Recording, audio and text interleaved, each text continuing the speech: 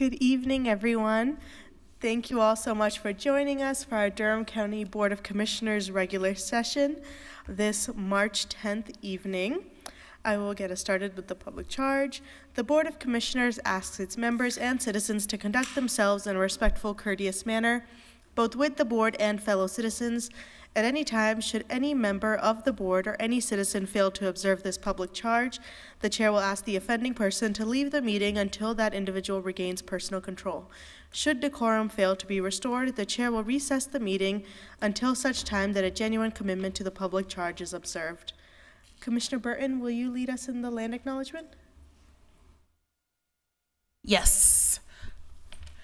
As we convene for the Durham County Commissioners meeting, it's crucial to recognize the painful truth of history. We stand on the stolen ancestral lands of the Catawba, Eno, Occaneechi, Shakori, and Tuscarora peoples, whose deep connection to this land predates our arrival.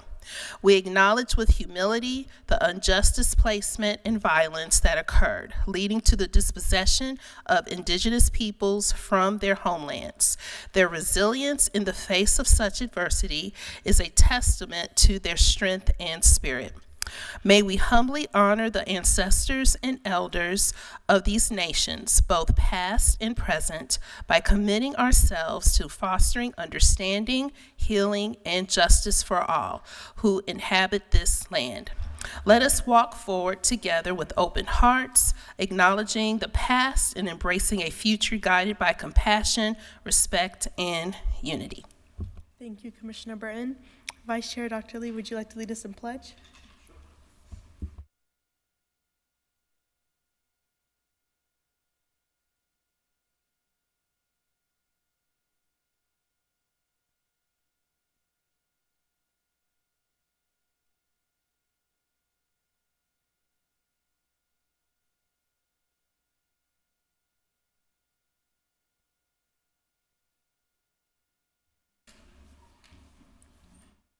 Thank you, Vice Chair Lee.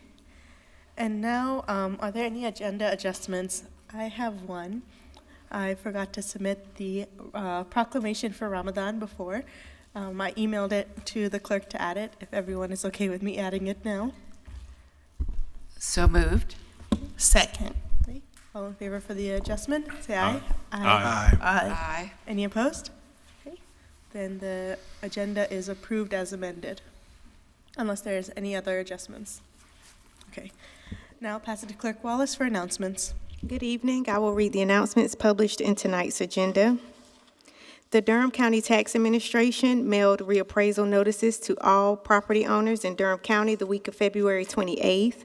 Property owners are encouraged to review the information and report any out-of-date, incorrect information to the tax office. Compare your property value with the sale price of similar properties, and if you disagree with the assessed value, you can file an appeal with the Board of Equalization and Review. Property owners may schedule a reappraisal information meeting with the tax staff representative from March 17th through April 12th at various locations in the county. You can see dates and times at dconc.gov/tax. It is preferred that appointments are scheduled to ensure property owners are allocated the proper amount of individual time with an appraiser. Find information on all of these subjects, as well as the tax relief programs available to eligible taxpayers, at the Tax Help web page, which is also found at dconc.gov/tax. You can also call 919-560-0300. Join the Durham County Library's Sister Cities of Durham and the Durham County Women's Commission for an evening of celebrating and connecting with women, empowering women, and strengthening Durham County as a place of local and global influence and commerce at Moving Forward Together at the main library on March 24th at 5:30 p.m. Durham City Councilwoman Javier Caballero will moderate a panel discussing how women can move forward together, remain connected, and empower future women leaders in our local and international communities within and beyond Durham County. You can register at durhamcountylibrary.com. The Durham Planning Academy is a free interactive course that gives residents the chance to learn more about how the planning process works in our community. how to use available planning tools, and how to engage in planning work with your city-county planning department. The Spring Planning Academy runs on May 2nd and 3rd. Registration opens on March 14th, and you can apply at durhamnc.gov. Calling all Durham County youth, our Durham County Budget and Management Services is holding a contest for you to draw art for the cover of the fiscal year 25-26 budget book. The contest is open to all DECO youth from pre-K to 12th grade, homeschool, public school, and private school. We encourage you to display your creative skills by showcasing what is your favorite part of Durham County. One submission will be chosen by staff for the cover illustration. Other entries may be used throughout the budget book. Entries are due by April 15th. Download and submit your entries online. There is a link. And for additional information on the contest and its rules, you can contact Durham County Budget Analyst Shannon Wright at sjwright with a W at dconc.gov. And lastly, register for Durham 4-H Summer Camp today. The registration deadline is April 15th. Space is limited for each camp. First, register your student. There is a link. You can select Durham County member at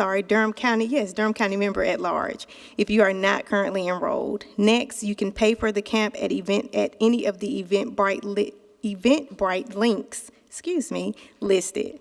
If you'd like to to be placed on a wait list, you can email rawilso9@ncsu.edu. That concludes the announcements in tonight's agenda. Thank you, Clerk Wallace. Are there any additional announcements? Commissioner Jacobs? Well, first, I would actually ask you, Madam Chair, if you could share what excitement we got to have today.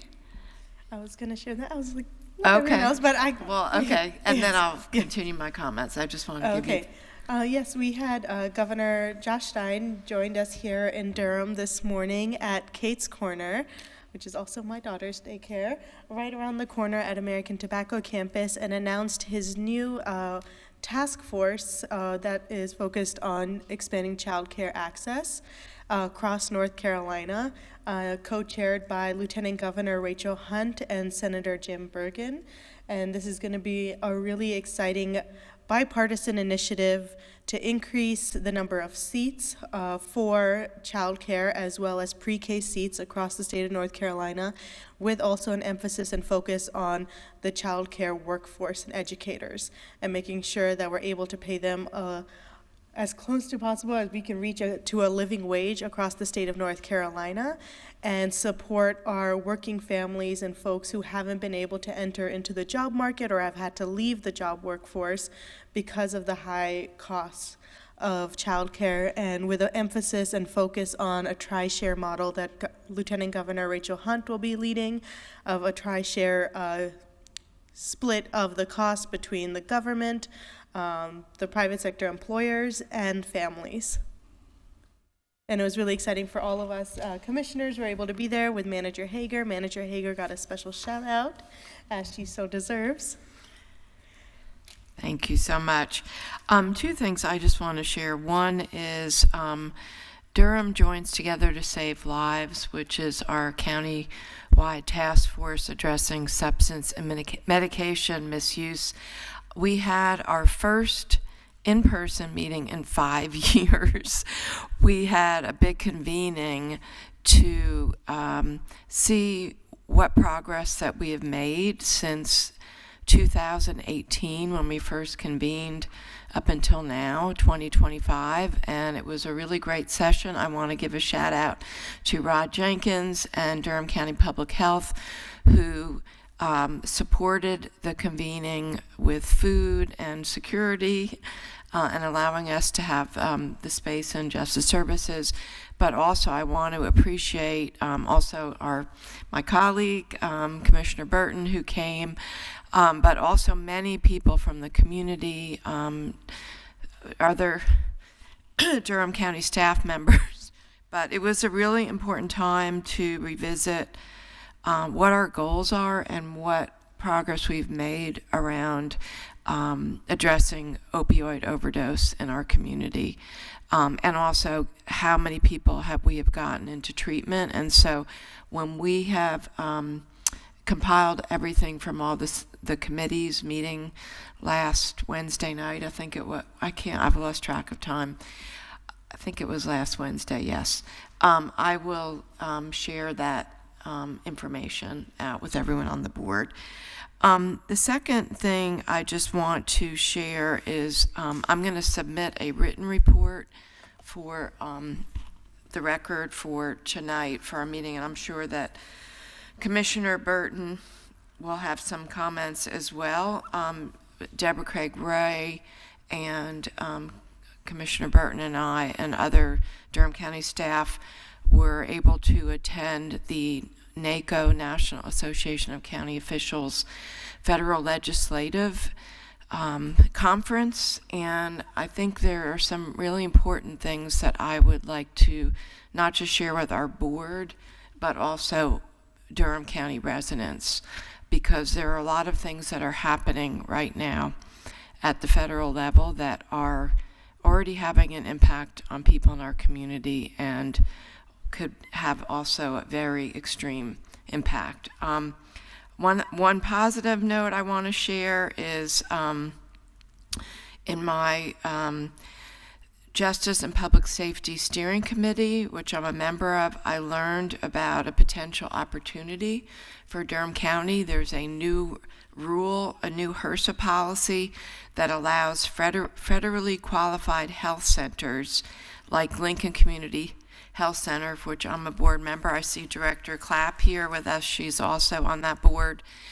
And it allows them to provide health services to people up to 90 days from when they are re-entering our community.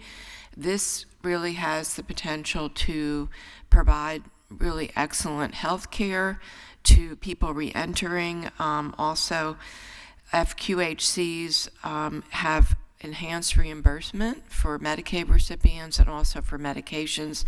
So this is something positive we can look into. I also went to my National Immigration Reform Task Force meeting and also went to a briefing on the potential economic impact of federal immigration policies, which were quite sobering, listening to national experts like the director of the National Home Builders Association, Farm Bureau, the director of a National Child Care Association. I learned that the devastating impact that loss of our current undocumented labor force in many sectors could have. Currently, 30% of construction workers in this country are undocumented. 40 to 45% of agricultural workers. And here in North Carolina, it's actually higher. It's 53%. 22% of child care workers. So we were over at a press conference today about the importance of child care so that people can work, and high percentage of our child care. And I would also add adult care workers are foreign-born residents and often undocumented. The hospitality industry, 50% of hotel housekeeping staff, 45% of professional chefs, up to 80% of restaurant workers. So if you can just imagine the loss of some of these workers, what it would have. I heard the head of the Home Builders Association say, I'm not sure how we would build homes. And the Farm Bureau representative talk about the difficulty to provide food for people in our country. So I think it's really important that we are all aware of these issues.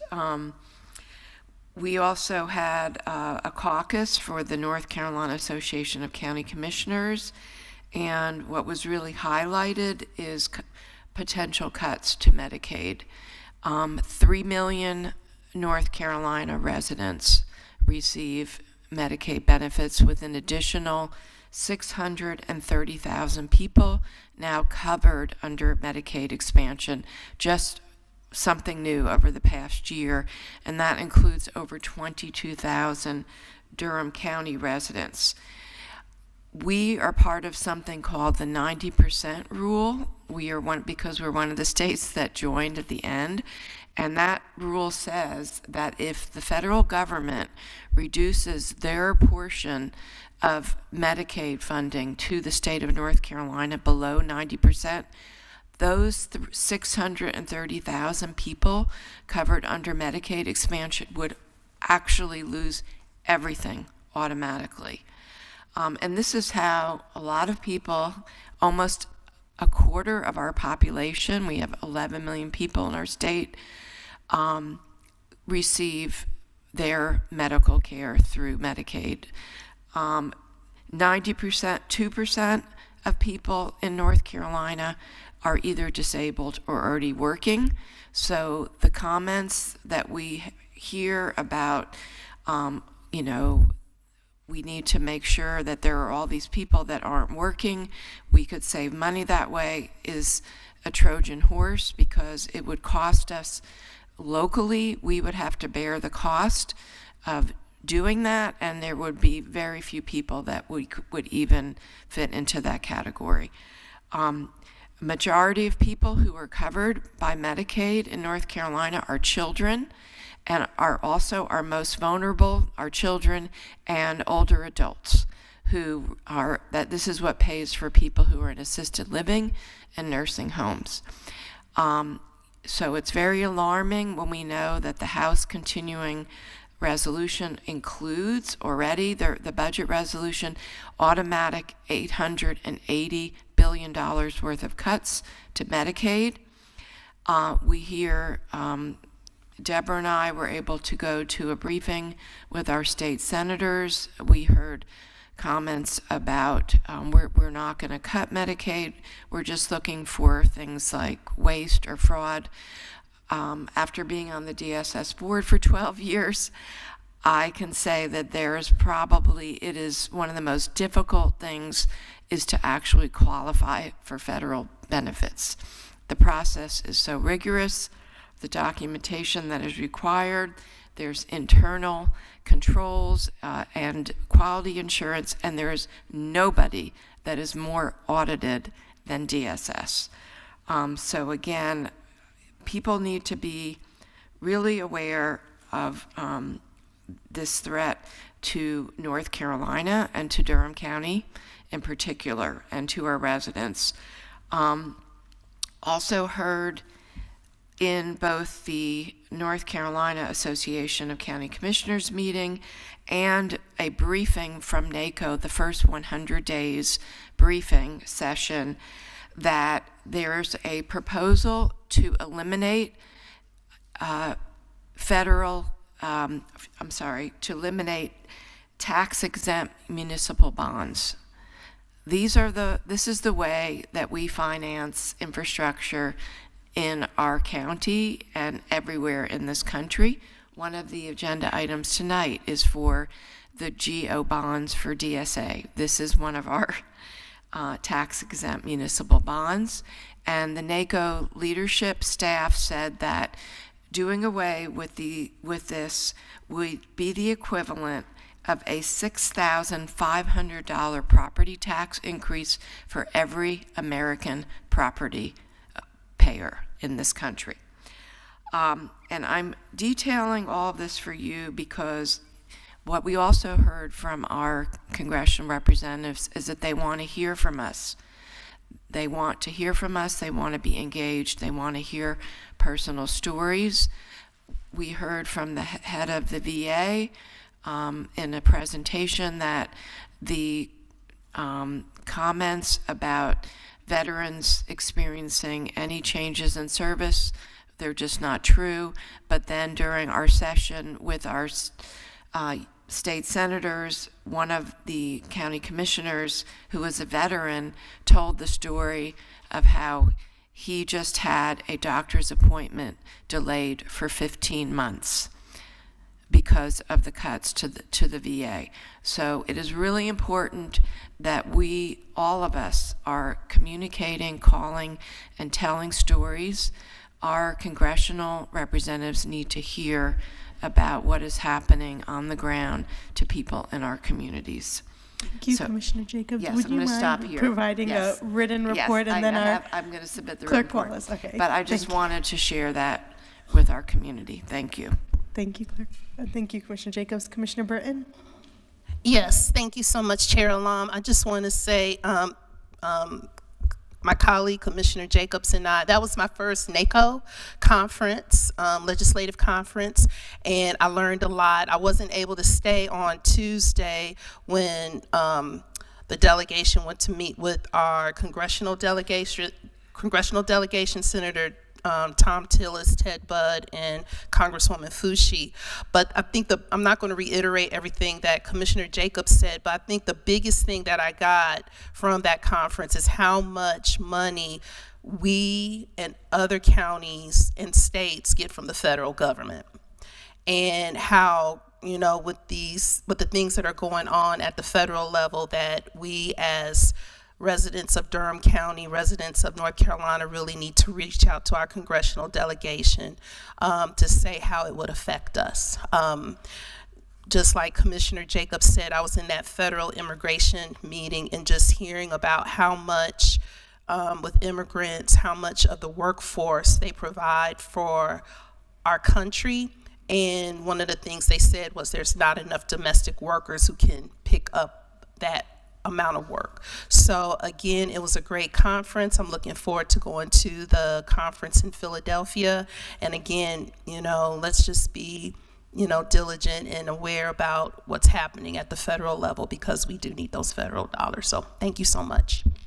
Thank you, Commissioner Burton, and thank you so much, Commissioner Jacobs and Burton, for representing us in DC so well, and our amazing Public Information Office Director, Deborah Craig-Ray, who organized the meetings for y'all to meet with our members of Congress, and just echoing the sentiments of y'all that these changes that are coming from the federal level, they're not just changes that are going to impact blue counties like Durham, they're going to impact red counties, and more than anything of what partisan side a county is on, it's going to be impacting working families the hardest. So it's really important for us to elevate our voices. Any other conditional comments? Okay, I will now move us to citizen comments. We have 3 residents signed up to speak. I'll call all 3 of you up if you come to this podium to my left, and each of you will have 3 minutes to speak. Victoria Peterson, Pam Andrews, and Tammy, I'm sorry, Tam, I always mess, Sawaya. I always mess up your last name. Apologize.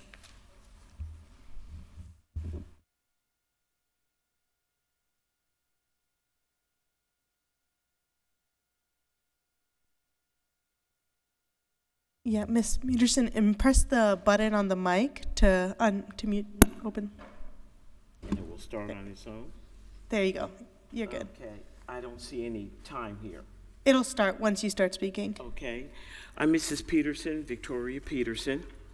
I still don't see anything moving. I don't see any time here moving. There is no time over there, I don't believe, Ms. Peterson, If I but have 3 minutes, I need to know. it'll beep when your time is up. I'm sorry? There will be a sound when your time is up. Well, I know in the past you used to have the machine that would actually show you if you've done your first minute, your second minute. Yes, ma'am, that machine is over here, but due to space, we're allowing all citizen comments on that side. Okay, can you please start me over again? Yes, ma'am. Okay. I'm Mrs. Peterson. Let me know when you're ready, please, ma'am. Okay. I'm Mrs. Peterson, Victoria Peterson. I live here in Durham. I have a real serious concern here. You folks, the county, you received $62 million from the feds. $62 million is a lot of monies. When I went over your program of who received those dollars, I only saw one African American organization that I could recognize out of $62 million. So I'm asking the county manager if she can meet with me. I want to go over these dollars. Who really received the dollars? where's the interest? I would like to know how much interest is being made off of the $62 million, and can we get some of the interest to be donated to Welcome Baby, which is a very good program here in Durham. We need some dollars for your seniors. I don't even see a dime going to the senior population to help them with their housing, to fix a roof, to repair a toilet, to repair a bedroom, or to repair their kitchen. We have seniors that have lived in Durham all their lives. But when you look at your $62 million, county commissioners, I don't see a dime going to the seniors. Okay, also, there are no addresses. How does the public get in touch of these organizations that have received these dollars? And also, how many of the organizations have already received all of their monies? And how much of the monies is still left? And that's why we need those interests. Because if you have $62 million and you're getting a 6% or 3%, 2% off those monies for interest, you got some monies that should be able to go back into the community to help. And I would just like to ask the county commissioners, I want to come back and see you again now. I definitely want to meet with the county manager. We need to really talk to see how can the African American community get some of these dollars, because it's just not in here. As I stated, I only see one organization that the county commissioners signed off on that I know for sure that it is an African American organization. And also the addresses. Most seniors do not have a computer. If you look in here, I think if you look at here, all the addresses are all email addresses. I'm closer to 100 now than the one. I don't like doing a whole lot of emailing. I'm the phone generation. Put a physical address in here for all these organizations and a phone number that receive these funds. And thank you very much.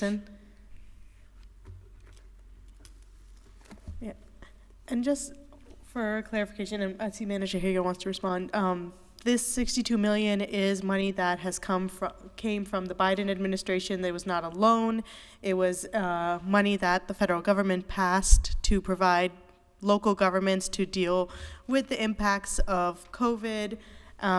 This is not something that earns interest, and we have been, it does interest? Okay, sorry, Yes. apologies. It is something that has been working through a process for over 3 years that the commissioners have reviewed, not the commissioners, staff have had a rigorous process for reviewing applications. I just want to highlight and elevate the hard work that our staff went into to select the programs to receive this funding. Manager Hager? Yes, Ms. Peterson, we look forward to meeting with you. Yes, ma'am. And I did want to point out, where it may not be obvious, one of the partners that is on the list of entities that are working with us is Central Pines. They're facilitating a project to help with senior housing, roof repairs, general maintenance. They're doing it with other counties as well. Once we have a conversation, Yes. I can point to other examples of who the partners are, who the recipients are. As Commissioner Lum said, we had a very rigorous process. And on the back end, we know that our residents are going to ask, what have you done with that money? And so we're glad you're here, and Yes, I look forward to telling you what we've been doing. Yes, ma'am. And Thank thank you so much. Ma'am, thank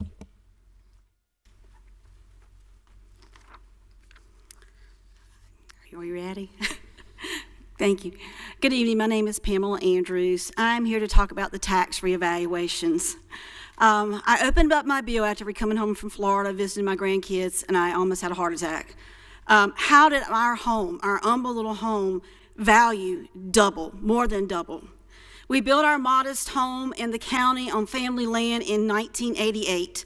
The home has not been changed since the last evaluation and should not be doubled in value. Of course, we all know what has caused this change, especially in Southeast Durham. It's the annexation cases. Some of you on this panel tonight voted last fall to remove hearing about these annexations inside the urban growth boundary. You are elected to serve the people of this county, both inside and outside the urban growth boundary. It is these very annexations that have caused this tremendous overvalue of our home and our neighbors' homes.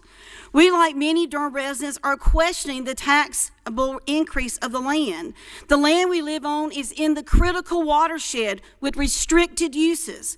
We, along with many others, will be appealing this ridiculous value. It's unfair and it's unjust. How will senior citizens on fixed incomes be able to pay such extreme values? We, the lifelong residents, did not ask for any of these large developments to come into our hometown and drive up the value of our acres of land with a base rate of $125,000 an acre. This rural gentrification, pushing county residents out of their homes. Gentrification is defined process where the character of a poor area is changed by wealthier people moving in, improving housing, and attracting new businesses, typically displacing current inhabitants in the process. That's exactly what's happening. Under the darkness of COVID, the Southeast Durham lift station was put into the area, allowing for this gentrification. You represent taxation without representation, my friends. County residents need to be represented. I encourage other residents to come forward and speak up and be heard. Our land is equal to what my house is, and I only own a little over 3 acres. That's ridiculous, and it's unfair.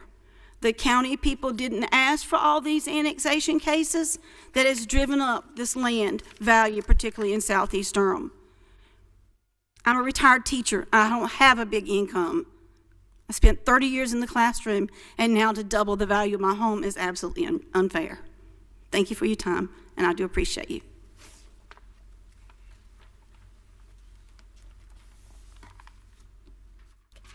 Hi, this is Tammy Sueya, and I'm going to kind of piggyback with what Pam said. I want to share my experience with the tax.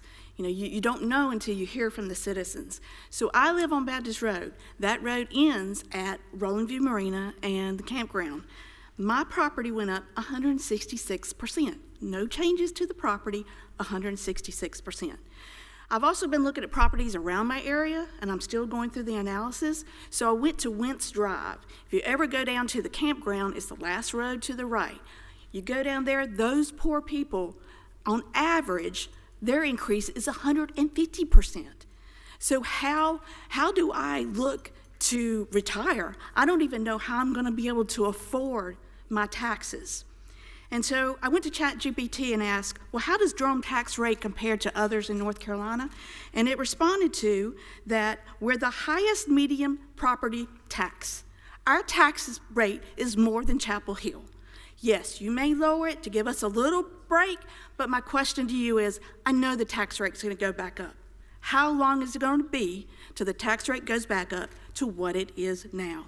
We cannot afford this. So I'm asking, what are we getting for these taxes? As you know, we've been fighting for annexations, and we haven't had representation. And right now, you don't hear any annexations outside the that's in the urban growth boundary. And I'm outside the urban growth boundary.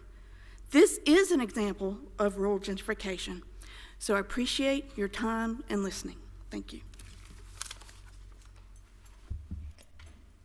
Thank you so much to the residents who've come for public comment. And I want to also highlight our amazing tax administrator has been out in the community doing community forums and conversations explaining how the tax revaluation process has worked and helping people understand the changes in their property tax valuations, or if there are, I'm putting you on the spot, Kiar, but if there are additional groups that want to invite him, I'm sure he's willing to have a presentation. If you want to share any words now, please feel free.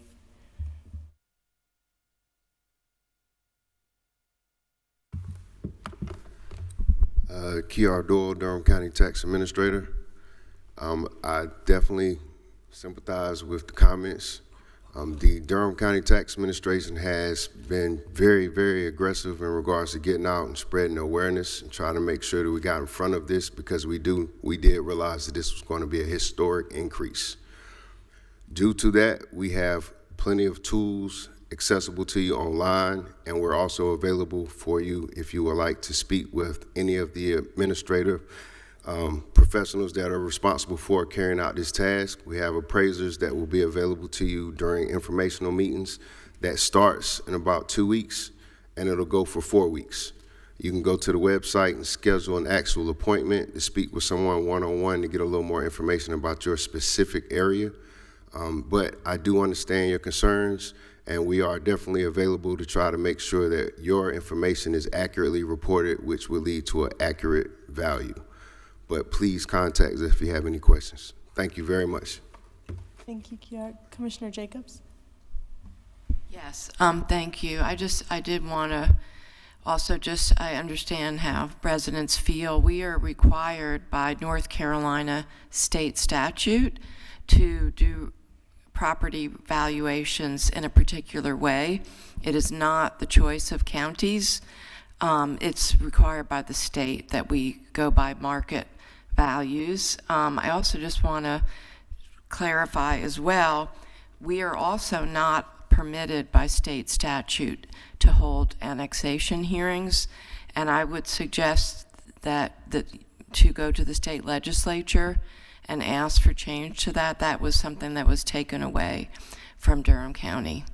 So I think it's important to understand what we can and cannot do.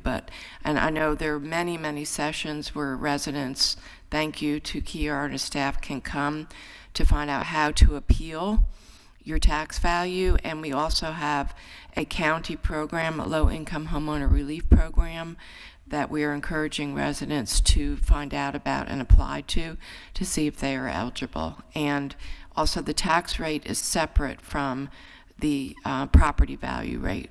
So that will be set when we do the budget later this year. Thank you.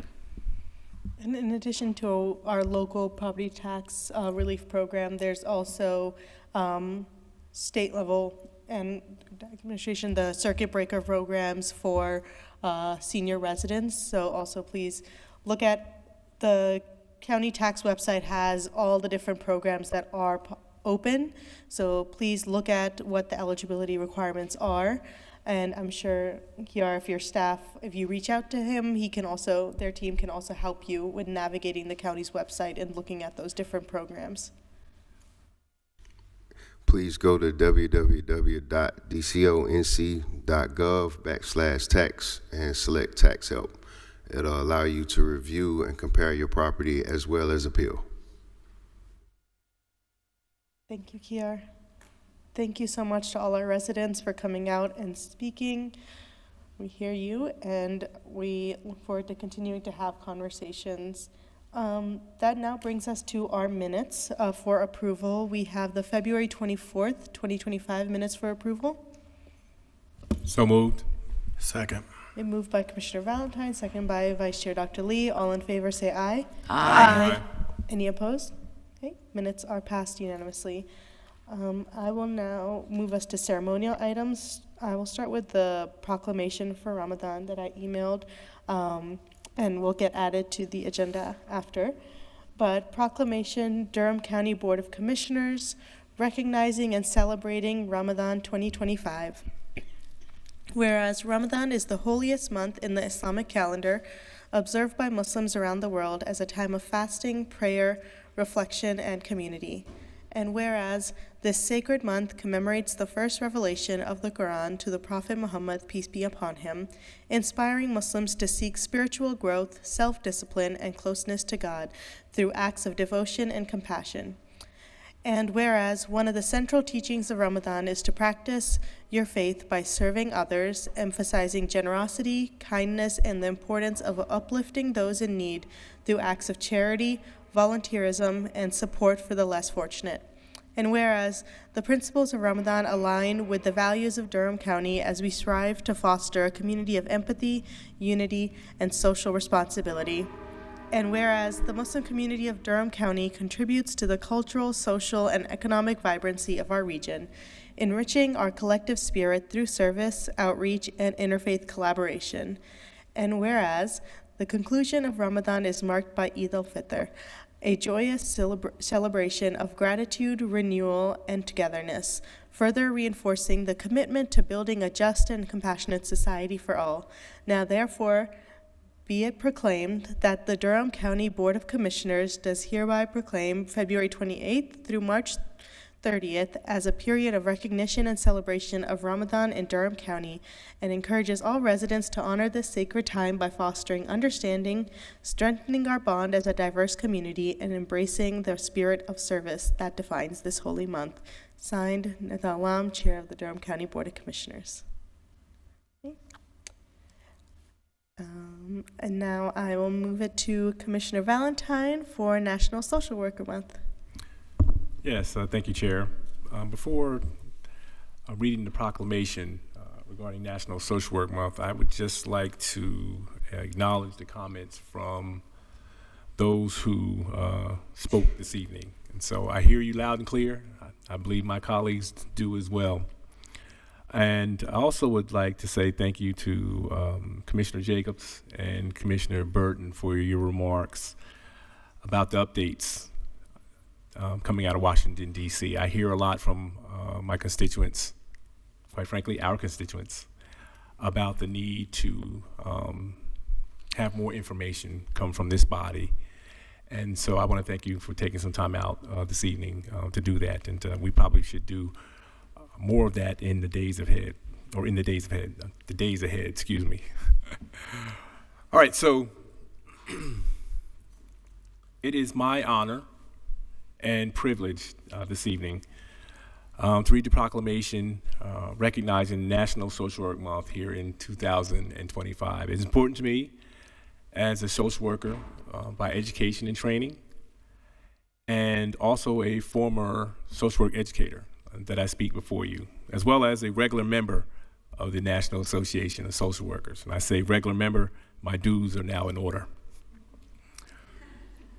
But whereas people have entered the social work profession for generations because they genuinely care about helping improve the welfare of people, families, communities, and our nation. And whereas this year's Social Work Month theme, Social Work, Compassion plus Action, embodies the fact that social workers go through years of education and training so they have the skills and expertise to transform their care for others into action that brings positive results. And whereas the social work profession has worked for generations to improve living conditions in our nation, with social workers successfully pushing for Social Security, a 40-hour work week, Medicare, and a minimum wage. And whereas social workers have helped this nation live up to its values by successfully advocating for equal rights for all people, no matter their race, sexual identity, gender expression, culture, or religion. And whereas social workers follow a code of ethics which sets as the primary mission of the social work profession the enhancement of human well-being and meeting the basic human needs of all people, with particular attention to the needs and empowerment of those who are vulnerable, oppressed, living in poverty. And whereas the social work profession is one of the fastest growing professions in the United States, with more than 800,000 people expected to be employed as social workers by 2033.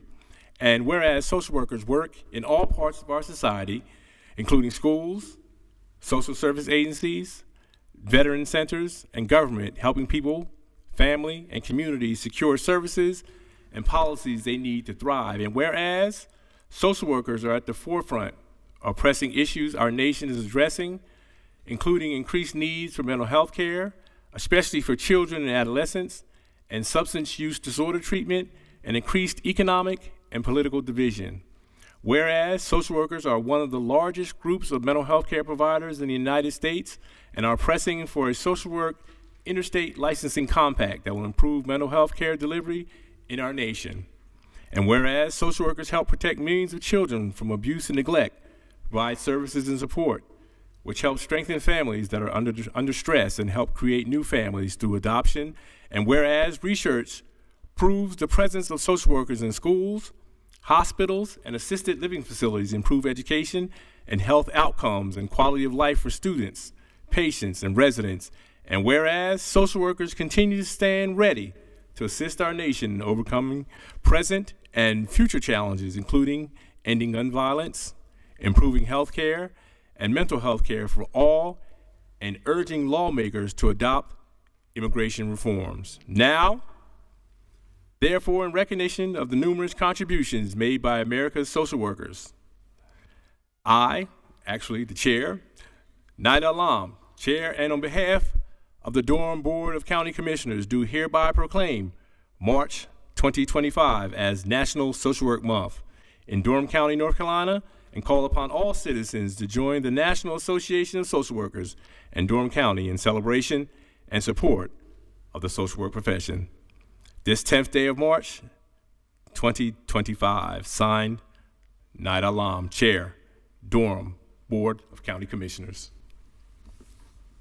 Thank you very much. I'm Maggie Clapp, the Director of Durham DSS, and with me is Travis Williams, our Assistant Director of Aging and Adult Services. I just want to thank you all for recognizing Social Worker Month on behalf of my staff, and also for hosting a breakfast for them on Wednesday, which I will be serving for them. So thank you very much, County Manager Hager, for doing that. Social workers work very, very hard on behalf of families in the community of Durham, all the way from assisting with Meals on Wheels to working in in-home services for child welfare and abuse and neglect as well with a vulnerable population of adults. So I just want to say that they do an amazing job. I'm very proud of them. I was home in Florida this last week dealing with my mom with some things going on with her, and we had a social worker there, and I kept saying to myself, I really wish my mom was in Durham because we have better social workers. And we do. My team is amazing, and they care, and they give it their all, and it's a hard job to have in the world today because not everyone understands it, but when you need it, that social worker is there to help you and your family. And so I just want to say thank you very much for recognizing this. Thank you so much, Director Clapp and your entire team. And thank you so much, Commissioner Valentine, for serving on the DSS board and for your years of service as a social worker. We're just so grateful for the ways that y'all continue to serve the people of Durham in a role that oftentimes gets overlooked and folks don't realize how necessary it is, because oftentimes our social workers are the only individuals who are connecting and contacting these residents of Durham, and that is a lifeline that is so vital and important to make sure that there's that human interaction, and not just any human interaction, an interaction of love and care. So just so grateful to you, and I'm glad that we're able to recognize this month and thank all of your team from all of us on the Board of Commissioners for all of their service and dedication. Additional comments? Commissioner Jacobs and Commissioner.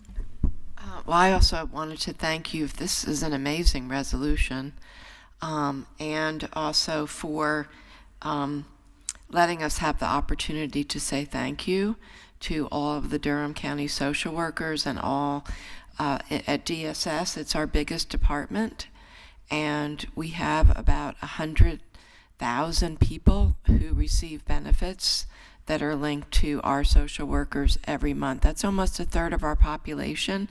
So our social workers have a profound impact on people's lives, are incredibly caring and patient, and it's also ironic that we're celebrating this at a time when social services is really under threat.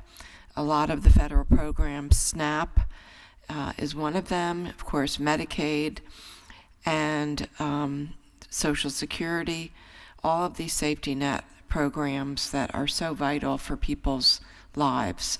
So it's really now more important than ever that we speak up and support and advocate for our social workers. Thank you. Thank you. Commissioner Valentine? Director Clapp, it's been a pleasure thus far to be able to work with you as a member of the DSS board. And thank you for your leadership. Thank you for the hard work and commitment of people who work on behalf of the citizens here in Durham County. I understand firsthand the hard work that you're engaged in, and know that on a lot of days, the work that you do goes unappreciated. But today, here in March of 2025, we're taking just a moment to celebrate the work of your department and all of those who serve with you. Thank you so much. Thank you, and thank you, Board. All of you have always been extremely supportive and understanding of our role, so we truly appreciate it, DSS, and you're welcome to come visit us anytime. Commissioner, Vice Chair Dr. Lee. I'm going to add thanks, but I'm also going to say that everyone, whether you know it or not, you interface with social services. Someone you know, I guarantee someone in your life is an interface with social services. They, social workers simply improve lives. They improve communities, they improve students, and this proclamation is only a small piece of appreciation that we could give. Durham Public Schools has a huge need for social workers and social worker compensation and so forth. And what we do here, the appreciation we can give, the actions we can take are all worth every penny that we can do for social workers. I appreciate your work. I appreciate your passions. This is not something you go in for fame and glory. You go in because you care. Yes. And I really appreciate everything that you, your staff, and all social workers do across the nation, but especially here in Durham. Thank you. Thank you. Thank you, Vice Chair Lee. Thank you so much again. Thank you. Have a good evening. Thank you. Our next resolution is for Women's History Month, and I'll pass it to Commissioner Jacobs to read.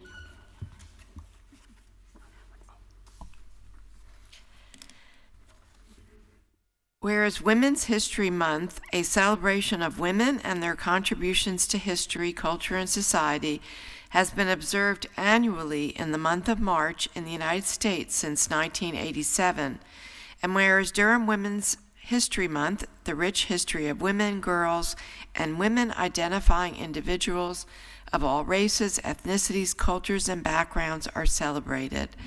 And whereas the true histories of the United States and Durham reveal generations of trailblazing women leaders whose courage, strength, and vision have built and transformed our country. And whereas women in the United States and Durham have been leaders, not only in securing their own rights of suffrage and equal opportunity, but also in the abolitionist movement, the emancipation movement, the industrial labor movement, the civil rights movement, and many other national and international movements.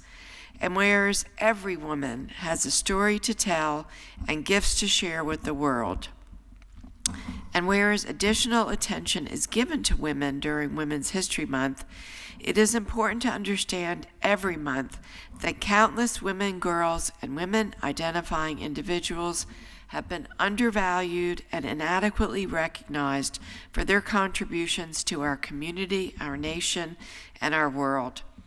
And whereas women and their allies will continue to work to ensure women are never silenced and their stories of achievement can be told. And whereas every person is called to be advocates and allies for women. Now, therefore, I, Nida Alam, Chair, and on behalf of the Durham Board of County Commissioners, do proclaim March 2025 as Women's History Month in Durham County, North Carolina, and call upon all citizens to observe and celebrate the success of women and to mark this month with appropriate observances honoring endless possibilities of women and girls everywhere. This 10th day of March, 2025. Thank you so much, Board of Commissioners. My name is Cassandra Kiger. I'm the manager of our Equitable Wellbeing team under Dr. Brent Lewis. I was just listening to a study this weekend where organizations like WHO in the World Bank Organization have identified that if you simply empower women in every community, women inherently uplift their community. So I love to be able to look at this board to see so many women representing us, helping make crucial decisions about scarce dollars, about resources, about how we make sure that everyone in our community has everything we need. And we thank you on behalf of Durham County employees and residents for recognizing Women's History Month. We have all sorts of ways for both citizens, residents, Durham County employees to be able to engage in this month. We celebrate all of our heritage and cultural months by posting information, ways to engage on our Equitable Wellbeing homepage. And so we encourage folks to go there, especially this month. I had the opportunity to sit down with 5 different Durham County employees, all who identify as women, and talk about their experiences being a woman in government, talking about mentoring, sponsorship, ways to uplift each other. And so we encourage you to listen to our DECO employees and hear from them directly what it's like to be a woman at Durham County government. Thank you so much. Dr. Lewis, did you want to share anything, Dr. Lewis? No. No, I'm letting Cassandra take the lead tonight. Wonderful. Thank you for the proclamation. Thank you so much, Cassandra and Dr. Lewis, as always, for all of the work that you're doing to make sure that, our Durham County workforce feels seen and heard, but also our broader Durham community. And, I'm grateful that we have this amazing board. But do want to recognize that we also just came off of our historic all-female board, and we do love to welcome Vice Chair Lee and Commissioner Valentine to our board, but knowing also that, they're here because they have strong women who are next to them that have made it possible for them to lead with us. So as much as we love y'all, we love the women by your sides. And then our historic manager, Hager, and Attorney Williamson team, and Clerk Wallace. This is the first time in Durham's history that we had 3 women in these high leadership positions. And so really setting a model, an example of when you put women in charge, they lead with love and care and compassion that the 3 of them embody. And just grateful for y'all and your team and all of the work that you do to make sure that the women at Durham County government and our community abroad feel seen and heard. Commissioner Burton? Thank you, Chair Alam. And I just want to say, I'm a librarian educator by trade, and I'm thinking about a woman that did some great things in her life. And I kind of wish I said this when Director Clapp was here, because she was a social worker. Her name was Frances Perkins. She was the first woman on a presidential cabinet. She served from 1933 to 1945. And I know this because I had the biography in my media center, so it was one of my favorite biographies. But what made her so powerful was that she was a labor, she made labor an important issue. So that's another thing. She was the Secretary of Labor, but she also was the one who developed the policy around Social Security. And she did that because in her work as a social worker, seeing the poverty among elderly people and among children, and making sure that our senior citizens were taken care of. So I just wanted to say, you just made me think about that in the proclamation and in your speech. So thank you so much. Vice Chair Lee?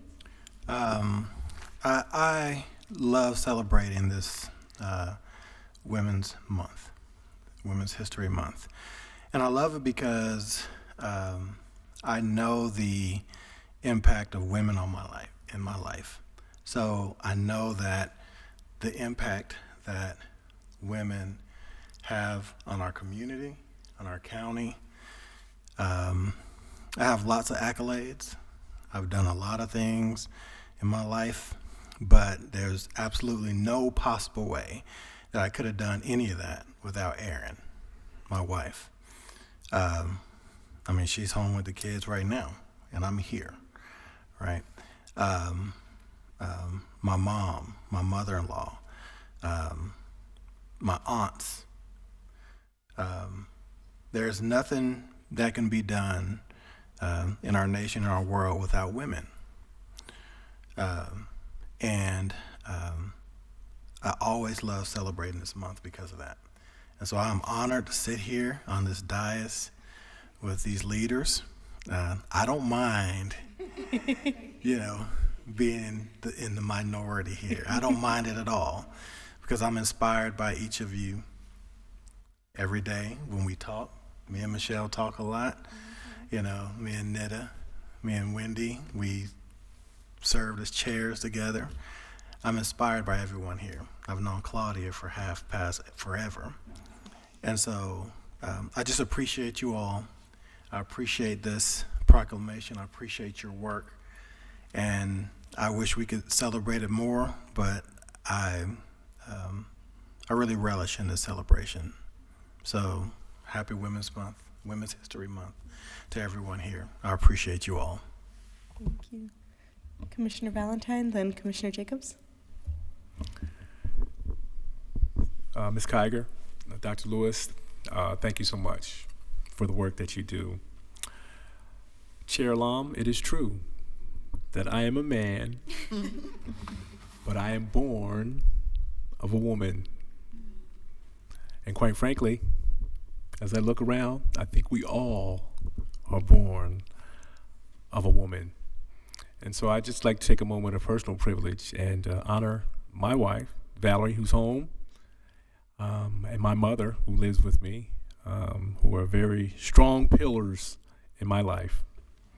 And so I want to join you in solemn appreciation of the fact that women are the backbone of our county, our state, and our nation.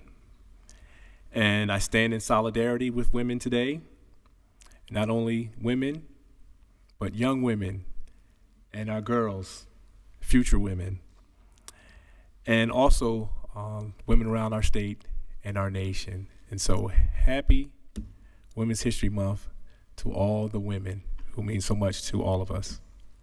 Thank you. Well, thank you. Thank you for bringing this proclamation to us, for the work that you do to lift up people in our community and also within our staff. I love the fact that you are lifting up the stories of our staff this month. And I think that now more than ever, it's really important that we keep telling people's stories and the stories of women, especially at a time when we know there's intentional efforts to erase our history and to change our history. One of our homegrown sheroes, Polly Murray, who's an amazing woman who this community has rallied around for decades, to the point where she is now known all over the world, and her home site is a national park site. She was actually not just a trailblazing civil rights leader, attorney, first female Black Episcopal priest, but she was actually one of the founders of the National Organization of Women. And the news has just come out this week, recently, that the information about her gender identity, that she is LGBTQ plus identifying woman, non-binary identifying, has been erased from the national park page. So it's very important that we keep telling our stories to each other and in our community. And thank you. And I want to say special appreciation to Dr. Vice Chair Lee and Commissioner Valentine for your really beautiful comments. I appreciate that. Thank you. Wow, Commissioner Jacobs recognizing the men during Women's History Month. Isn't that what we women do, right? We want to make sure that we recognize everyone, right? Thank you all so much again. Appreciate you.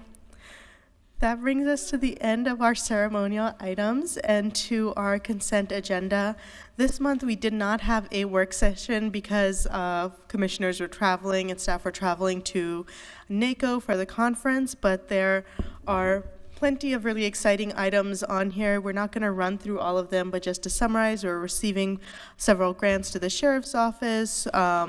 We're we're receiving grants to public health and health and human services, and also receiving and updating our interlocal agreement between public health, Durham Parks and Rec, and other items. Are there any items that anyone would like to pull from the consent agenda?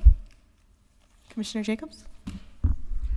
Yes. Item 25-0133. I just had some kind of comments/questions on that item. Okay. So you have comment. Do you want to pull it, or do you want to provide comment on it? Just to provide some comments. Okay. So then, are you okay if we approve it, and then you can? Yes, Okay. that's perfect. fine. I'll entertain a motion to approve the consent agenda. So moved. Second. Moved by Commissioner Burton, second by Vice Chair Lee. All in favor say aye. Aye. Any opposed? Okay. Consent agenda is approved unanimously. Commissioner Jacobs, you have comments on 25-0133, the approval of capital project amendment for the obligation bond for a new DSA. Yes. I do want to make sure that we, even though we are approving a majority of the funding for this project, I know it's really just getting started, and I had discussed with the county manager previously, but making sure that we do get periodic updates on how the costs are tracking and the project management, just because the times that we're in right now, it's going to be more important than ever that we are tightly managing the costs in this project, and especially since now the majority of the funding in the 22 GO bond is going to this project, and rather than some of the other renovation and repairs, so it can have an impact also on other things. So that was one. Just want to get a response from you, County Manager, on that. Yes, Commissioner Jacobs, we will coordinate with the schools to ensure there are timely updates and reports. As you know, they often share with the Board of Education, and sometimes there are gaps between their meetings and the joint Board of Education, Board of Commissioners meeting. So I did speak with the superintendent, and we did confer, and one of the things that we'll do is, as those reports happen for the Board of Education meeting, we'll make sure they're forwarded and bring it to the attention of the Board of Commissioners. Everyone has equal concern and interest about the cost of projects. We have the same challenge. As you know, we started conversations about our capital improvement plan in I guess last year this time almost, but we did have an update to the board back in November, which the board blessed a list of projects. Those prices may change materially. So that means that we'll probably have to value engineer projects, revisit sequencing, and other kinds of factors. So for the schools as well as for the county and Durham Tech related projects, we'll make sure we get on a frequency that keeps everyone abreast. Thank you. And I did appreciate a lot of background information that was provided with this item, because we actually have not always had that, and so I really appreciate that being provided to us. That was really helpful. The other, I just want to bring this up also, also had raised this previously with the manager, but I think it's very important that moving forward that there is conversation about what kind of framework for decision making is going to be implemented around the former DSA school site, Northern High School, Lowe's Grove Elementary that sits behind the South Regional Library, because I just want to make clear, we don't have money to pay for renovation of former school sites. That is for sure. So there shouldn't be the assumption that that is going to happen.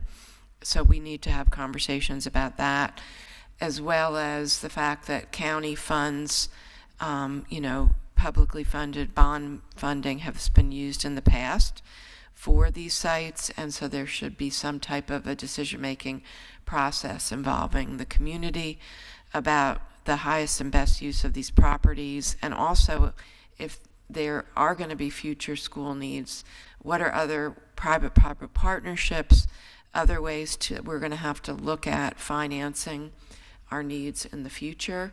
And I think this is important as we look at potentially future bonds, that there is some type of framework in place, for instance, around something like Jordan High School, that we already have a conversation about the existing site before we move forward with building a new school, so that we don't run into these issues. So we have a lot of tough decisions to make about limited resources, but there's also the excitement of publicly owned land that the county owns, that the schools own, that the city owns, and how can we leverage those to meet a lot of different needs in our community, whether it's education or workforce housing or tourism, things like that. So I had asked our manager, I'm going to ask her now, just what your recommendation might be for how we could start looking at a framework or conversations about these issues. Thank you, Commissioner Jacobs. With this particular item, and this is one our board has broached before, how do we handle asset management for these properties once they become vacant? We have some similar issues as well. And from a community perspective, leveraging the properties for future needs in a way that's best for the community as a whole, because there are limited resources. I would recommend that we plan for a conversation first with our board to get their thoughts on what their desires are. And at that planning discussion, also invite our financial advisor to share best practices and observations at other communities that have done this work as well. And then in one of our joint meetings with the school board, as well as the city council, or just with the school board, the BOCC meeting, that there are continued discussions with a framework on what it may look like. We're in some interesting times right now, and being creative is most important.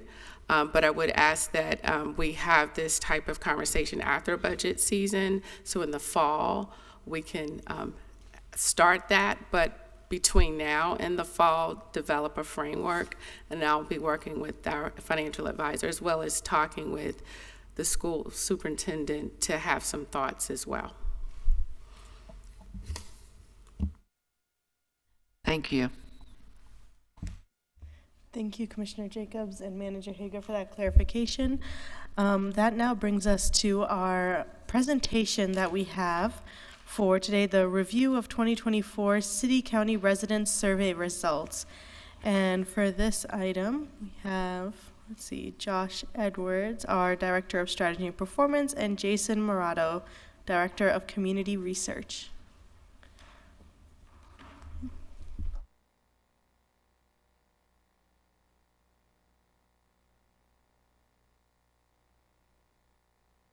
And we have an hour allocated to this. Josh, do you think like how 30 minutes for presentation, 30 minutes questions, or 45 presentation, 15 questions?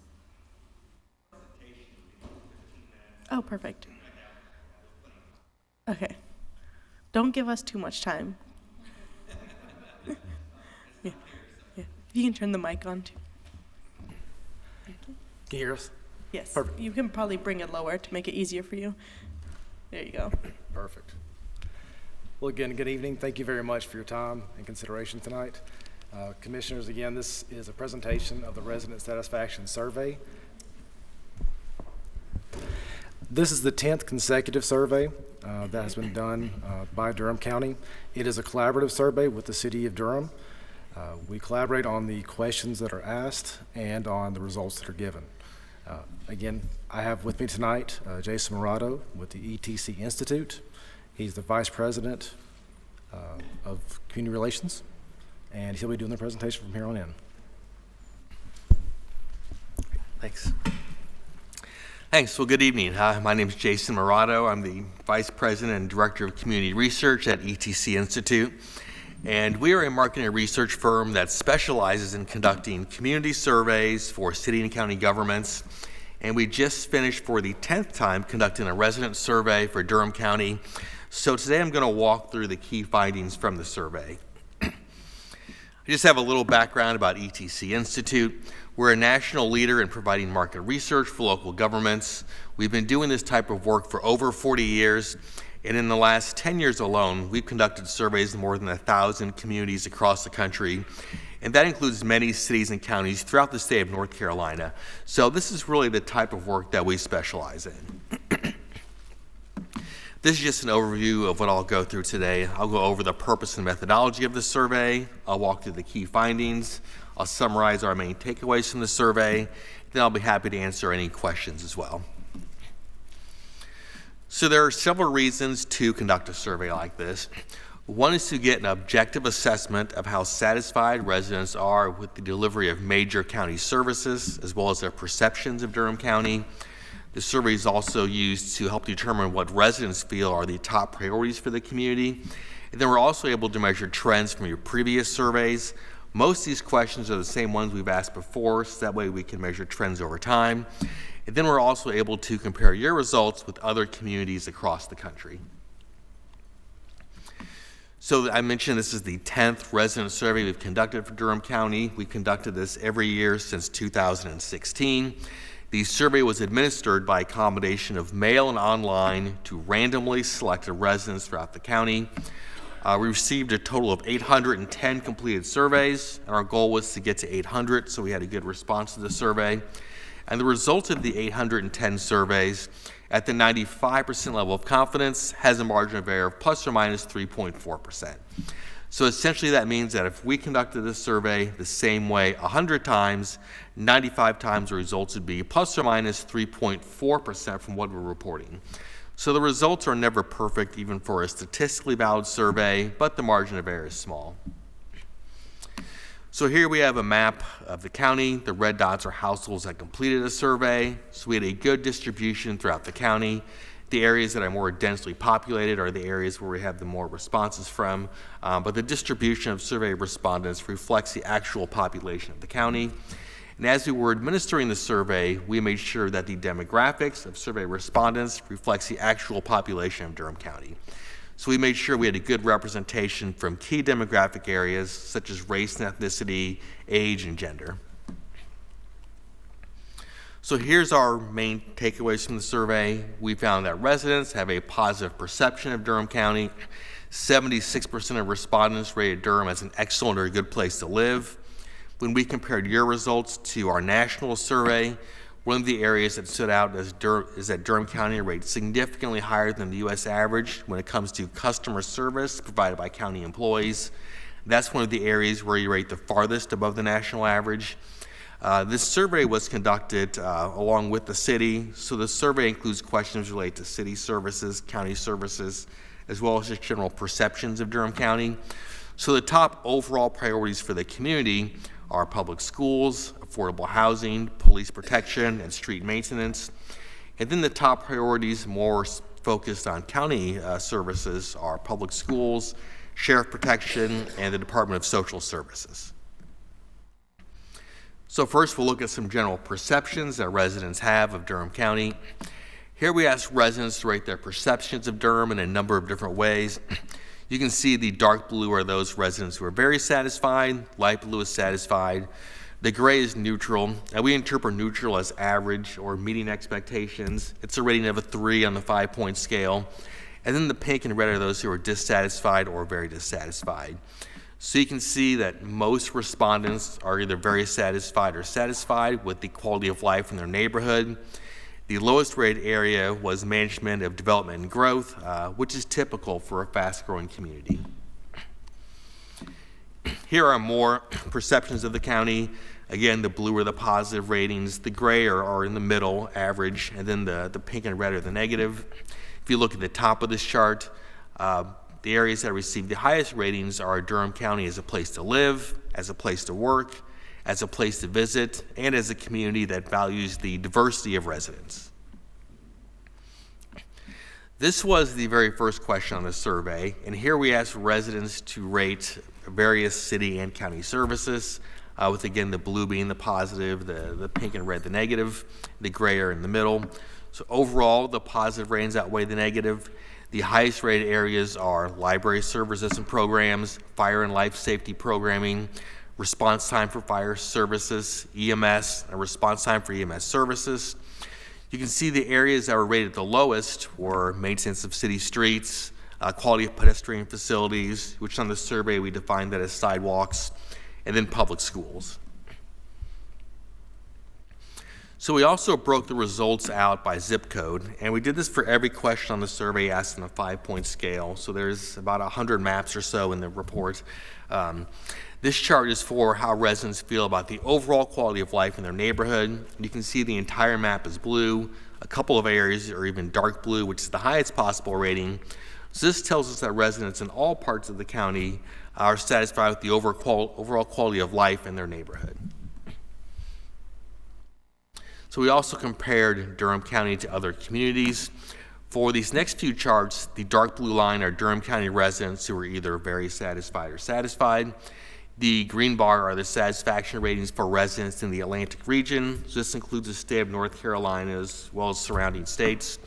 And then the light blue bar are the ratings for residents from all across the country. And this is based on a national survey that ETC Institute conducts every 1 to 2 years with about 10,000 randomly selected residents from all across the country. So as we go through these, I put blue arrows by the places where Durham County rates significantly higher than the regional and US average, red arrows by places where you're significantly lower. So this chart here is for major categories of city and county services. You can see Durham County rates much higher than other communities when it comes to library services and programs, as well as fire and life safety programming, customer service provided by county employees. I mentioned that's one of the areas where you rate the farthest above the national average. And then parks and recreation programs. The one area that does rate lower is response time for EMS services. This is a continuation of the question about city and county services. You can see in several areas your ratings are similar to other communities, but the ratings are lower when it comes to police protection, maintenance of city streets, bicycle facilities, public transit system, and public schools. And then these comparisons are for perceptions of the county. You can see Durham County rates much higher than other communities as a place to live, as a place to work, as a place to visit, and as a community that values the diversity of residents. The one area that does rate lower is as a place to raise children. So we also compared these results to your previous surveys. Overall, the satisfaction ratings this year are similar to last year's survey. Here are some of the areas that had among the biggest increases and decreases in satisfaction compared to last year. Some of the biggest increases were Durham County as a place to retire, the amount of litter in your neighborhood, the quality of life in your neighborhood, and then solid waste collection services. Some of the biggest decreases since last year include how schools manage the education budget, schools being transparent about education-related decision-making, the accuracy of information that's provided to residents, and then the experience engaging with the county government process. So now we'll take a look at top overall community priorities. We saw earlier how satisfied residents are with major categories of city and county services. As a follow-up question, we asked which of these services should receive the most emphasis from city and county leaders. So you can see the top 3 priorities are public schools, police protection, and maintenance of city streets. And those have been the top 3 priorities for a number of years. Fourth highest priority is quality of pedestrian facilities, or in other words, sidewalks. This is something that we call the important satisfaction rating, and this analysis is based on 2 different types of data. First, we ask residents how satisfied they are with services. Then we ask which services should be the most important for city and county leaders to focus on. And the idea behind this is that those areas that have a combination of low satisfaction ratings, but at the same time are the most important, should be the highest priorities to focus on. I highlighted in blue the areas that are county services, since this survey is a combination of city and county services. So the areas in pink are the highest priorities. That's the quality of public schools and maintenance of city streets. The next highest priorities are police protection, which police protection just barely missed being in that pink section. The other highest priorities are pedestrian facilities and then the public transit system. And then we also asked which local government services should be the top priorities for increased funding. You can see the top 2 priorities are public schools and affordable housing. Those have consistently been the top 2 priorities for a number of years. Sometimes it switches which is first and which is second, but those have, for a number of years, been the top 2 priorities. The next highest priority is street maintenance. And then you can see there are a number of things that are really rated very closely together. So just a quick recap, we found that residents overall have a positive perception of Durham County, especially when it comes to respondents, how they rate Durham as a place to live. Durham County rates significantly higher than the regional and U.S. average when it comes to customer service provided by county employees. The top overall priorities for the community are public schools, affordable housing, police protection, and street maintenance. And then the top county priorities are public schools, sheriff protection, and the Department of Social Services. So that's everything that I had. If anyone has any questions, I'd be happy to answer them. Thank you so much for your presentation and for all of the work that I know went into getting over 800 responses. I know it can be very hard and a lot of follow-up with residents to get those responses, so I'm really grateful that we were able to get so many people to. I'll pass it to my colleagues for questions. If we want to try maybe 5 minutes or so per commissioner. Commissioner Burton. Thank you so much. Yeah, this is really, I've read the last year's, so this is really informative that I'm on the county commission and being a part of this and hearing your presentation. I wanted to ask about the schools because I worked in public schools for 30 years, just retired in June of 2024. And I know, and the question is, or the responses are the salaries, things like that. Were there any other questions regarding the schools that was asked to the respondents? Anything else related to the schools? Like buildings, staffing, anything like that? Yeah, there were several things. We had a question, it was just a question on a 5-point scale about 6 different aspects of public schools, and we asked residents how satisfied they were with each one. We asked about managing the education budget, how well residents feel the schools are doing that. We asked about how well the schools attract high-quality teachers. We asked how satisfied respondents are with the school being transparent about education-related decision-making. We asked about encouraging community involvement in education-related decision-making. We asked about ensuring just the overall quality of education of students, and then if overall has the effective leadership of K-12 through education, just satisfaction with that. So those are the different aspects of it. Thank you, Commissioner Burton. Commissioner Jacobs?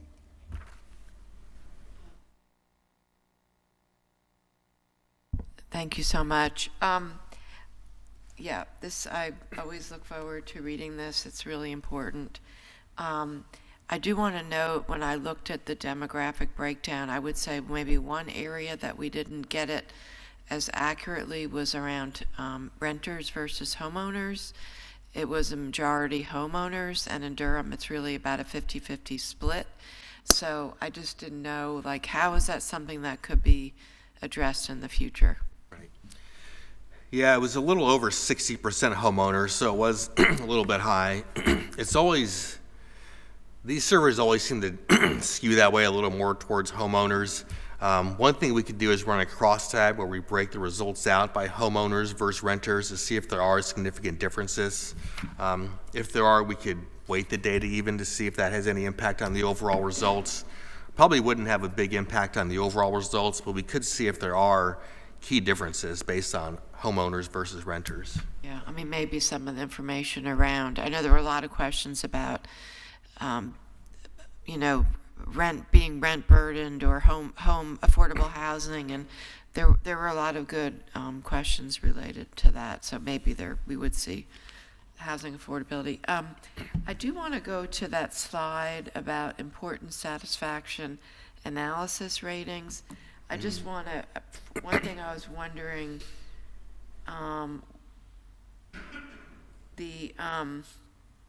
you said you highlighted the ones in blue that were county, but you know that EMS is county services, right? Oh, yeah, I guess I missed highlighting that one, right, Okay. right. Okay. And I was wondering if we could, Madam Manager, because since that was highlighted about EMS response time, could we get what the latest data is around that sent to us? Yeah, we can definitely do Okay. that. They Okay. have lots of data in one of our upcoming either Okay. board meetings or Or policy it could just be a conversations. memo Sure, or we can do whatever, that. just what the trend data is related to response times. And then I do want to highlight, though, that things like bike facilities, ease of travel within Durham, public transit system, the county participates in a lot of that now with our county transit plan. So I think it is important for all of us to pay attention to that. We're doing a county city bike pedestrian plan right now. So that is something that we've gotten more and more involved with. And then I think, I think this, as Commissioner Burton was raising around, the school data points are concerning, and that shows an area for improvement and to address. And I think it's important for us to look at the trend data in the more detailed report, because that hopefully we can all learn from that. And there are some areas where we're actually trending lower over the past 3 years, and I think it's important for us to stay on top of that. I was going to ask you, Madam Manager, how will departments use this, or how will this help us and inform us? Because that's the whole point, right? We will have a conversation about the survey at one of the upcoming department head meetings. We typically also use this data as we have budget discussions as well, to gauge perception, overlaying what we've seen as far as patterns internally, because our desire is to be the best. And sometimes it may be a funding issue when comparing and benchmarking our peers. They may have a different level of talent surrounding a particular area. So we do use it, and we celebrate when we have the wins and we're above average, but it does cause us to scratch below the surface to see what may be some of the root causes where we're not performing where we desire, but also benchmarking how our peers are doing from a budget perspective and other programmatic areas. Right, absolutely, because we want to be the best in every area. So, thank you so much. Vice Chair Lee? I'm going to piggyback on Commissioner Jacobs' comment about the homeowners versus renters. We have a big grouping of your sample here, kind of in central downtown, kind of Durham, and if those are homeowners, kind of in that area, is probably a lot of those residents have kids in private schools and charter schools, and I know there's no way to tease that out in a survey, where you go to school, whatever, where you send your children to school. But I'd be curious of those who actually go to public schools, how their data would be different from those who go to charter and private schools. Particularly looking at the it's page 11 where it says, no, not that one. Hold on, edit. It says the priority. Oh, that was the one right there, the priorities. one more, yeah, that one. Yeah. The quality of private schools, quality of charter schools, which is, where the emphasis is so low for private schools and charter schools. But on the complete opposite side of that is public schools, which I don't doubt that should be our emphasis. But I'm curious, for those who are in private schools and charter schools, they probably don't think there's anything wrong with their schools, but everything wrong with public schools, which is generally the attitude that they have, right? And so if we're oversampling the super higher income owners of homes in downtown Durham, we're probably getting an oversampling of charter schools and private school families. And I would love to understand, like I said, I don't think we can tease that out of the data, but I would love to get an understanding of what that means, for the skewing towards problems for public schools. I know people who go to public schools generally really like public schools. People who don't generally don't like public schools. Yeah. So I just want to make sure we're aware of that. Yeah, sure. And there was a question that asked, which is and I didn't show it in the presentation, but it's in the report, which of the following best describes the education status of children in your household? And we do break it out by private school, charter school. The percentages are very, very low. So I don't think that affected the data too much. And then we did have a question that asked about household income, and that matched up very well with the actual demographics of Durham County. So, but we can run crosstabs by all those questions and really drill deeper into the data for any of that. I appreciate that. I appreciate that answer. I do. Thank you. I have 2 questions, if my iPad wakes up. So I know obviously the length of the survey is probably a critical factor for the answer to my question, but I'm really curious, because when I look at the question about, the city and county services, I wonder how much it impacts folks with their rating of we're mixing the city county services. And so I'm looking at this, I'm like, oh, well, Durham County Public Schools is really important, but then I'm like, oh, but Trails is really important, but those are 2 government entities that are funding it. What would be the impact, would we see a significant drop-off, do you think, if we split up and had 2 survey questions of rate your favorite top county services, rate your favorite top city services? It is unusual to have a combined survey like this. Yeah, this is very unique, and that is what contributes to the survey being so long. We're trying to get all these county and city questions in together. It could have an impact if they were separated out. These results we went through are just based on county residents, but then we have a separate report based just on those residents who live within the city limits. So we kind of have 2 different reports. Question number 1, if even just that one was separated out between city and county services, and then the rest could still be combined, but at least we'd know, okay, for county services, how people rank them, because I'm wondering if somebody ranks something lower than they would normally if it wasn't an option in a just county survey. Right. Yeah, that's not a bad idea, actually. Ask the same question, but then just have a header of city services and county services. Yeah. Yeah, that's something to think about next time. Yeah, I think that would make sense, actually. Great. And then how many responses do you think we would need to be able to garner, to be able to show a good depiction of by census tract of respondents? Because obviously with 800 responses, we couldn't really be this census tract has this average grading. Right. I'd have to do some research on that. It would be a lot. I'm not sure how many census tracts there are in the county, but yeah, we can still do that to some extent, but it'd be, obviously a very small sample size, per tract. So. Yeah, I'd be intrigued. Do we need 50% of the population to respond? Do we need to just get to 2,000 people? Yeah, probably not.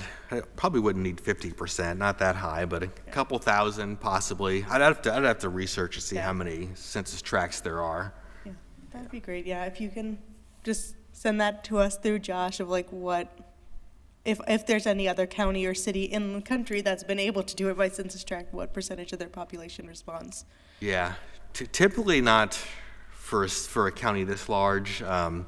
And the 800 surveys is a typical sample size for a county the population of Durham County. We're just finishing a survey up like this for the city of Raleigh, and for there it's 1,000 surveys, but population is quite a bit higher. We also just did one for Wake County, and the sample size was 1,000 surveys. So 800 is a good, solid sample size overall for Durham County. Yeah, that's great. And no, go ahead. Now, I was going to also add, we increased our sample size a few years ago because it was about 600, 650, and we moved it up, if my memory is correct. Yeah, that's exactly right. A few years ago, it went from exactly that, 600 to 800 for the county. Yep. And we probably have very scarce data on this one, but is there a way that we could pull like how many people who responded to this survey have responded to our surveys in the past? Because I'd also be intrigued to see like by your total annual household income, like how often someone who is in a larger, higher tax bracket is probably more likely to get responses from them versus someone in a lower tax bracket. And that's not necessarily something that helps us in policy, but it's a curious trend. I could check and see, yeah. I mean, each time we conduct the survey, it starts fresh where every household has an equal chance of being selected, regardless of whether or not they were selected before. So just by the nature of a random sample, some people have gotten it, you know. So we don't do like general outreach to residents, like, because I know at the top of the survey it says you can go to the survey website, but it's not like any resident can go and fill out the survey. Yeah, this report is just based on a random sample, just households we selected at random to fill it out. Yeah, exactly. Yeah. You got it once in 12 years? Yeah. That seems about right. Yeah, intent right. Okay. Thank you. I appreciate it. Any other questions? Oh, Commissioner Burton? Yes, going back to the schools, I would be interested if did you put a question on there about how would they rate, if their child was in a public school or charter school, how would they rate their school? We didn't ask how they rate their school specifically, but we did have that separate question that asked if their child were in charter school, private school, or public school. So what we could do is break the results out by that question for the, cross-tab that with the other school questions, see what the differences are. In addition to those examples I gave earlier of the questions we asked about schools, we also asked about just overall satisfaction with schools. So that would be probably the closest thing to what you mentioned. And the reason I asked that question is because sometimes people they like their school, but then they, overall, not like the entire system, but they like their school. So. Right. Yeah, like the question on the screen here, this is about importance, but the top row is quality of public schools. We could, for that question, break the results out by households that have children in schools versus those who don't. We could break it out by type of school as well. That's getting really down to the granular level, but we could even do that. Sure. Thank you all so much. Look at that, you did it in the under time. Perfect. Yeah. Wow, look at that.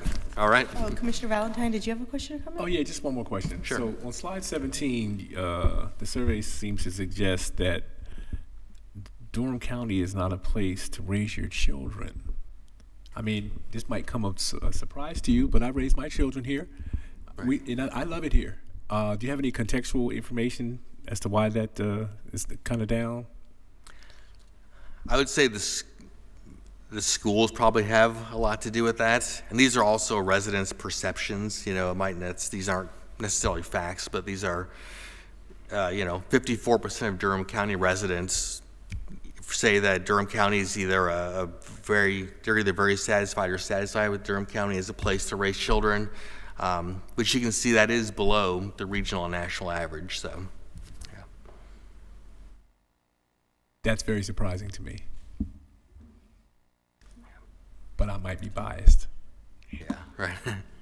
And I think that all provides us things for us as a board to consider and think about as we get into our budget cycle of the decisions we're making. Wonderful. Thank you so much again. Okay, great. Thanks, everyone. Thank you. That brings us to the end of our agenda. With that, I will Commissioner Jacobs, before we adjourn. Yes, I would like to request an excused absence for the March 24th regular session meeting and the April 7th work session. So moved. Second. All in favor, say aye. Aye. Commissioner Jacobs has reminded me that I will also need to request an excused absence for April 7th. Move approval. Moved by